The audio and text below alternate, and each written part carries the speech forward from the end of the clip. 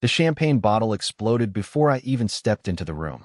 I heard the pop from the hallway, followed by laughter, someone shouting, "Oops," and then her voice cutting through everything. "Don't worry, he won't mind. He never does." I paused, one hand still on the doorframe, staring at the number stenciled in gold, Suite 704. This was supposed to be the surprise birthday she planned for me. I wasn't supposed to arrive until 8 o'clock. She told me that twice. I showed up at 7:43. Big mistake. The moment I walked in, I knew I was the last to know whatever the joke was. Streamers dangled like they'd given up halfway. The cake was already half cut. There was a slideshow running on the screen in the corner. And then I saw it. My face. Picture after picture. Awkward childhood photos, college ID shots, even one from last year when I was sick and swollen from dental surgery. And every single one had captions. "Future heartbreaker, JK LOL. Guess who never went to prom? The man, the myth, the guy who can't change a light bulb without YouTube." They were laughing. Not cruelly, not openly, but enough that I felt it crawl under my skin. And in the middle of it all, there she was, Ramona, holding court in her silver dress like a game show host. She saw me, raised her glass, and shouted, "There he is, the birthday boy, in all his glory." Everyone clapped. I didn't. She walked over, handed me a glass of something too pink to be beer, kissed my cheek, and whispered, "You weren't supposed to be here yet." I just blinked at her. "What is this?" I asked. She grinned. "Relax. It's a roast." I never agreed to a roast. She rolled her eyes. "Don't be dramatic. It's all in fun. You're loved." And with that, she turned back to the crowd and said loudly, "Did I tell you guys about the time he called tech support because the toaster scared him?" They laughed again, and I stood there, heart pounding, wondering how the woman I married, the one who used to trace circles on my hand while I fell asleep, had turned my birthday into her comedy set. What I didn't know then was this wasn't just some party gag. It was the first move in a much darker game. But I'd learned that soon enough. I tried to sit at the edge of the room, just long enough to collect myself. But the moment I reached the couch, someone shoved a mic into my hand. "Speech. Speech," they shouted. I blinked at the crowd like a deer in headlights. I hadn't prepared anything. Why would I? This wasn't the night I imagined. Ramona raised her glass and called out, "Tell them about the time you locked yourself in the pantry because of a spider." More laughter. Another voice chimed in. "Or when he fainted donating blood." And just like that, it became a contest. Who could humiliate me more creatively? I gripped the mic so tight my fingers went numb. I wanted to speak. I wanted to thank people, maybe make a joke of my own. But all I could hear was my heartbeat in my ears and the slow realization that no one was here for me. They were here for her show, and I was just the punchline. When I finally handed the mic off to someone else, I escaped to the balcony. It was drizzling, but I didn't care. The air was cold, and it helped. My reflection in the glass door looked like a ghost, pale, unsure, barely there. I watched them all through the glass. They weren't cruel people, just blind, oblivious, laughing because laughter's easier than noticing someone's falling apart. That's when Ramona found me. She stepped out like nothing was wrong, brushing a lock of damp hair behind her ear. "Why are you out here?" she asked, draping her coat over my shoulders like it made up for everything. "People are asking where you went." I looked at her for a long time. "Did you plan all of this?" She tilted her head. "Plan what?" I gestured toward the chaos behind the glass. The roast, the slideshow, the mic, the spider joke. She smirked. "Oh, come on, Cal. You're always so sensitive." It was supposed to be lighthearted. Everyone loved it. Except me. That silenced her for a second. But then she sighed, like I was a burden she had to carry, and not a person she once promised to love. "You're always taking things the wrong way. You know I love you, right?" There it was again. Like those words were some kind of magic eraser. Like, "I love you" canceled out every dig, every embarrassed glance, every insult wrapped in a giggle. Like she could stomp on my dignity and still expect me to crawl back because she sprinkled those 3 syllables on top. I didn't answer. I couldn't. Because in that moment, I wasn't sure if I believed her anymore. I turned away, hands shaking, and just stared down at the streetlights flickering below. I should have left then. I should have walked out and never looked back. But I didn't. Because something deep in me, something pathetic, maybe, still hoped she'd come after me for real. That she'd apologize. That she'd see me. But all I heard was the door sliding shut behind me. And the party carried on without me, like I was never really needed to begin with. I stayed on that balcony for what felt like an hour, letting the drizzle soak through my shirt while the noise inside grew louder and more distorted. I could make out bursts of laughter, clinking glasses, and then a voice imitating mine, badly, followed by another round of cheers. When I finally went back inside, the room had shifted.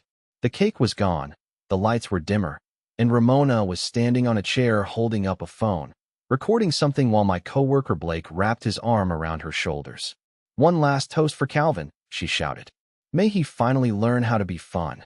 Everyone raised their glasses. My stomach twisted. I watched Blake's hand slide a fraction lower than it should have been, and she didn't move it. She just smiled at the crowd, scanning their faces like a conductor, making sure the orchestra hit every note of the humiliation she'd arranged. I wanted to yell, to tell him to take his hands off her, to tell her to stop, but all that came out was a thin laugh, the kind you give when you're trying not to cry. Then the slideshow changed. The awkward photos disappeared. Now it was images from the past year. Blurry shots of me coming home late from work, me napping on the couch, me standing at the grocery store with a cart full of frozen dinners. Captions popped up in bold letters: "Domestic God, Sleep Champion, Master of Beige." The crowd roared. I just stood there, frozen, until one image stopped me cold. It wasn't of me. It was of Ramona, in a restaurant I'd never seen, wearing a dress I didn't recognize, leaning across a table towards someone whose face was mostly out of frame. Just enough of his hand in the picture to show he wasn't me. And under it, the caption, "When boring guys work late." The laughter faltered. People shifted uncomfortably. Blake coughed into his drink. Ramona's smile stiffened as she realized what had been projected. "That one was supposed to be funny," she muttered, trying to skip to the next slide. But the damage was done. Everyone saw it. I saw it. I felt my ears ringing. The room spun. For a second I thought I might pass out. Instead I walked straight to the laptop hooked to the projector and yanked the cable out. The screen went black. The music cut off. Conversations died mid-sentence. Ramona stepped down from the chair, reaching for me with a forced grin. "Cal, it's not what it looks like." But for once, I didn't stand there with a weak smile. For once, I didn't apologize or explain or swallow it down. I said, clear enough for every person in that room to hear, "You ruined my birthday, and now you're trying to ruin my life." The silence that followed was heavier than any laughter had been. Ramona froze, her hand still half raised. Blake set his drink down and stepped back. Nobody knew where to look. And in that strange, still moment, I realized two things at once. The party was finally over, and our marriage might be too. I didn't storm out. I didn't slam a door or cause a scene. I just walked, past the half-eaten appetizers, the deflated balloons, the stunned faces trying not to make eye contact. I walked past Blake, who suddenly found the floor very interesting, and past Ramona, whose open mouth said 1,000 things but none of them sincere. I pushed through the hallway, down the stairs, and into the cold night air without looking back. But she followed. Of course she did. "Calvin," she called from behind, heels clacking like a metronome of guilt. "Stop, please." I didn't. Not until I reached the parking lot, hands shaking as I fumbled for my keys. She caught up just as I opened the door to my car. "You're blowing this out of proportion." I turned. Slowly. I wasn't crying. I wasn't shouting. I was too far past that. "Tell me who he is." Ramona crossed her arms, wet hair clinging to her forehead from the mist in the air. "That photo? It's just Ben, my coworker. It was a stupid dinner after the quarterly meeting. I told you about it." "No, you didn't." "I meant to. You also meant to mock me in front of 30 people tonight." She winced at that. For once, the deflecting smirk was gone. "It was supposed to be a funny party, Calvin. You never want to do anything exciting." I thought, if I made it light, people would loosen up. "You'd loosen up." "Light." I repeated. "You humiliated me. You made me a joke in front of people I work with. And then you threw up a photo of yourself on a date with another man and expected everyone to laugh." "It wasn't a date," she snapped, voice cracking. "God, you always think the worst of me." "No," I said, voice low. "I think exactly what you show me. And tonight you showed me a lot." She paced away, then turned on her heel. "You want the truth? Fine. Things have been boring. You've been boring. You come home, you microwave your dinner, You put on your ugly socks and fall asleep halfway through your documentaries. You barely look at me anymore. I feel invisible. And humiliating me at my own party was your solution? My voice rose, but it wasn't rage. It was disbelief. Grief. Do you even hear yourself? She walked closer, face wet from rain or tears or both. I thought if I brought back the spark, made people laugh, made you laugh, maybe we'd feel something again. You wanted me to feel something? Well, congratulations. I pulled the door open. I feel like I married someone who doesn't respect me, who needs an audience to feel alive, who thinks I love you is a bandage for every cut she makes. That silenced her. She didn't follow when I got in the car. She didn't scream or chase me down like in movies. She just stood there, arms wrapped around herself, watching as I backed out of the lot and drove off into the rain. But the worst part? Even after all that, a part of me still hoped she'd call, that she'd apologize, that she'd cry and tell me the truth, that she'd fight for me like I always fought for her. But when I got home and checked my phone, it was empty. Not a single missed call, not a single message, just silence. And somewhere deep down, that hurt more than all the laughter combined. I didn't sleep that night. I sat on the couch in the dark, fully dressed, just staring at the blank TV screen like it might eventually show me something that made sense. The apartment felt colder than usual, emptier too, not because she wasn't there, but because something fundamental had shifted. It wasn't just that Ramona had embarrassed me. It was that I didn't even recognize her anymore. Or maybe worse, I finally did. At 3:47 a.m., my phone lit up. I grabbed it faster than I should have. It wasn't her. It was Blake. Hey, man, sorry about tonight. I didn't know she was going to take it that far. You okay? That was it. No explanation. No defense. No clarity. And the fact that he texted before she did, that felt like another betrayal. I didn't answer him. I scrolled through my messages, searching for her name, hoping I'd somehow missed a message from her. Nothing. No apology. No, are you home safe? Not even a weak excuse. But then, at 4:12 a.m., she texted, I'm staying at Tasha's. You need time. I get it. But please don't shut me out. I stared at it for a long time. Not because of what it said, but because of what it didn't. No ownership. No remorse. Just a vague attempt at space and self-preservation. And Tasha's? That was a new twist. Tasha was her old roommate from college, the one who once told me, half drunk at our wedding, that she didn't believe in monogamy, but hoped I was cool. I didn't reply. Instead, I started opening folders. Not metaphorically, actual folders on my computer. I pulled up photos from the past 4 years, sorting through birthday dinners, beach vacations, blurry selfies, and forgotten date nights. And with every photo, a pattern emerged. I was always smiling. She was always performing. For the camera. For people. For something I was never part of. Then I found a screenshot from 6 months ago. One I'd saved without thinking much of it at the time. It was an Uber receipt sent to my email. She'd used my account accidentally. It showed a late-night ride from a hotel I didn't recognize to her office at 2:36 a.m. on a Wednesday. I had asked her about it when I saw it back then. She claimed it was a client meeting that ran over, and I, like an idiot, believed her. Now I wasn't so sure. I tried to piece it together. The photo at the party, her frustration with my routine, the defensive tone, the sudden guilt masked as concern. It all started to feel less like a coincidence and more like a story she'd been scripting, one I wasn't meant to read until the third act. And yet, the part of me that had always wanted to believe in us, the same part that swallowed my pride at the party, that stood on that balcony hoping for an apology, was still making excuses. Maybe she was at Tasha's. Maybe it was just a work dinner. Maybe I was blowing things out of proportion. I was about to shut the laptop when something made me stop. A folder I hadn't opened in years. It was labeled Before Marriage. Inside were old emails, screenshots, voice memos. And in one of those emails, dated 3 months before our wedding, she had written to her sister. Sometimes I wonder if I'm settling. Calvin is good to me, but I don't know if that's enough forever. My heart dropped. Not because she doubted me, but because I had forgotten I knew that already. I had seen it before, and I still married her. I closed the laptop. This wasn't new. I had been ignoring signs for years.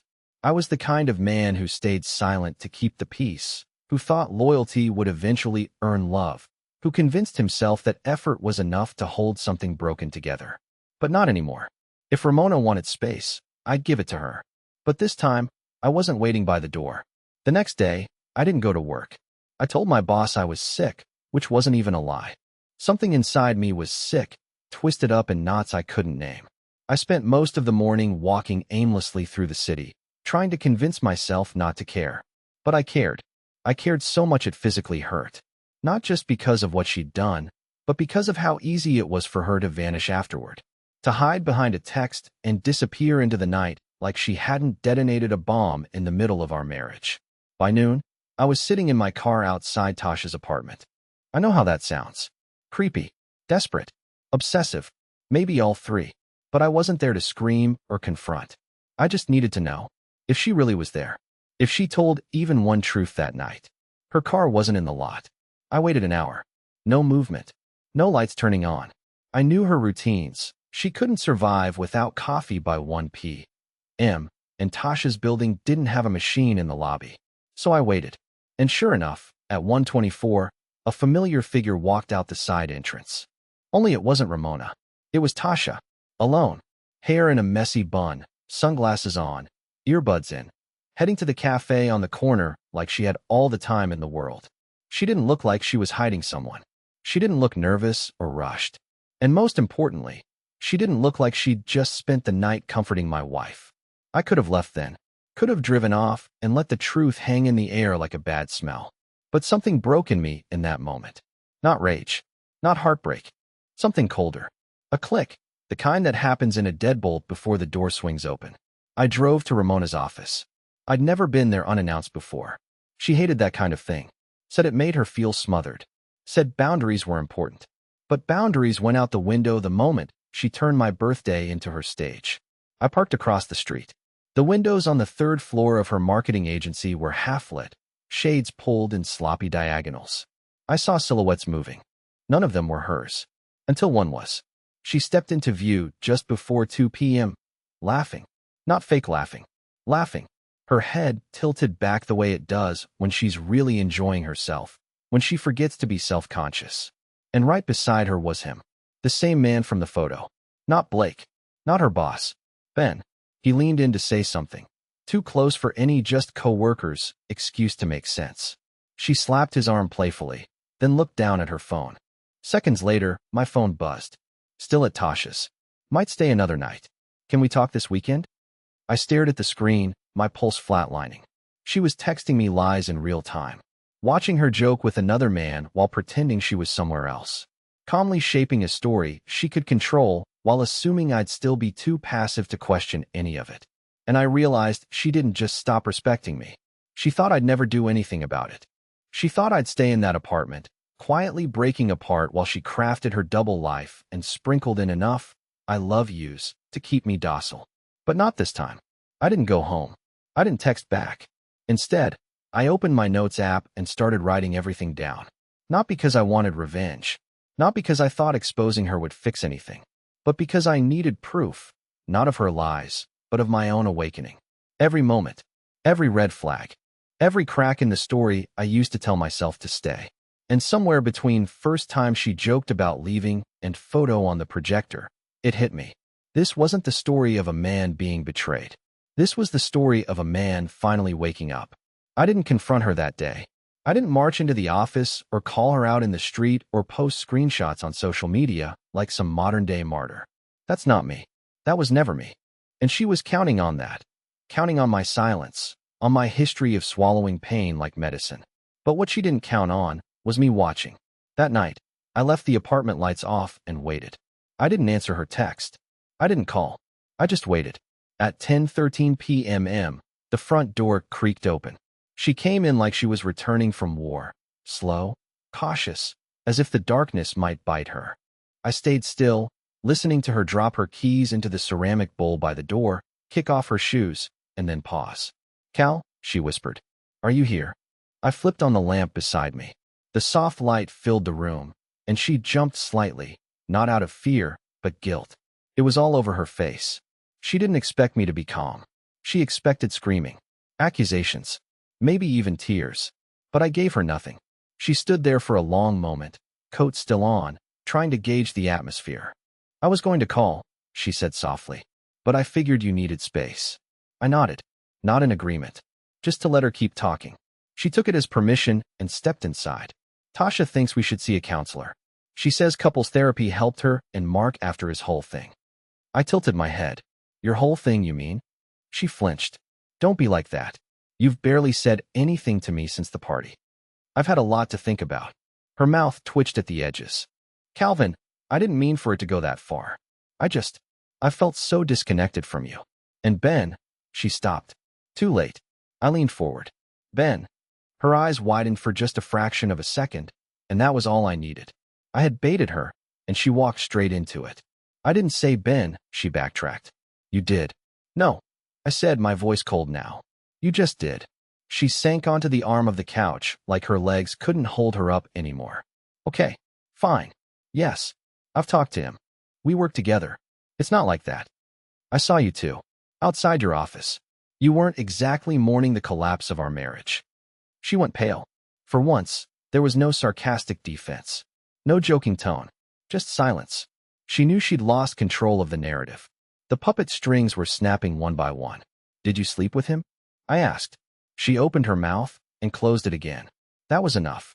You don't have to answer, I said, standing up. Because honestly, I already know. And if you think this is about some kiss or night in a hotel, it's not. She looked up at me like a child about to be scolded. Then what is it about?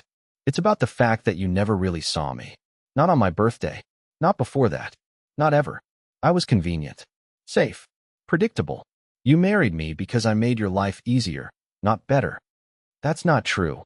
You loved the way I made you feel. I cut her off. Not the way I felt. You needed an audience, and I needed a partner. We both settled.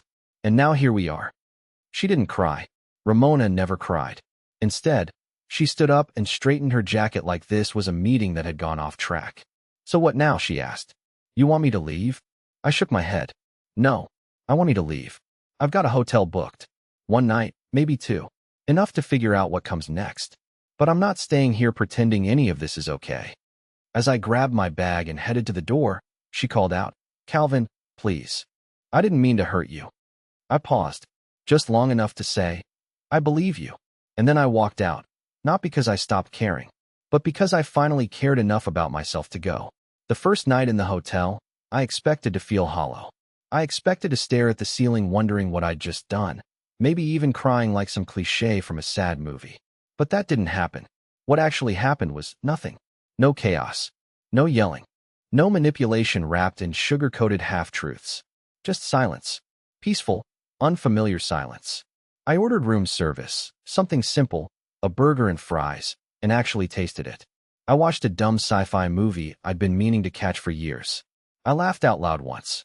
And for the first time in what felt like forever, I didn't feel like I was walking on eggshells inside my own life. Ramona texted twice that night. The first was just, I'm sorry. The second came around midnight. I know you won't believe this, but I did love you. I just didn't know how to be with someone who didn't need fixing. That one hit harder. Because she was right. I didn't need fixing. I needed acceptance. Respect. Kindness without an audience. But she was addicted to spectacle, to chaos. And I was tired of performing. I didn't reply. The next morning, I took a long walk through the park near the hotel. I passed a little art fair and bought a painting from a teenage girl who looked shocked that someone actually wanted her work. It was messy and bold. Nothing like me, but I loved it. It made me feel something. And that was enough. I started doing things I hadn't done in years. I signed up for a cooking class. I started sketching again, badly, but with joy. I reconnected with my old friend Mark from college, who said, Man, it's good to hear your voice not sound like a hostage. And slowly, I stopped feeling like the man who had been broken at his own birthday party. Weeks passed. Ramona and I met once more, in a public cafe, neutral ground. She looked tired, smaller somehow. She didn't beg. She didn't plead. She just said, I'm not going to fight you on this. I think we both knew it would end eventually. I nodded. But not like that. No, she said, tears finally threatening. Not like that. We signed the papers a month later. No drama. No war. Just a quiet ending to a loud story. And here's the part one didn't expect. I didn't feel like a failure. I felt free. Not because I left her. Not because I proved anything. But because I finally chose me. I stopped being the man who stood on balconies waiting for apologies. I stopped mistaking survival for love. I started living. And sometimes, late at night, when I think about that party, I don't feel the sting anymore. I just remember the moment I realized I deserved better. And that might have been the best birthday gift I've ever received. Thanks for listening, Reddit. Sometimes, walking away isn't losing. Sometimes, it's the first step toward finally winning.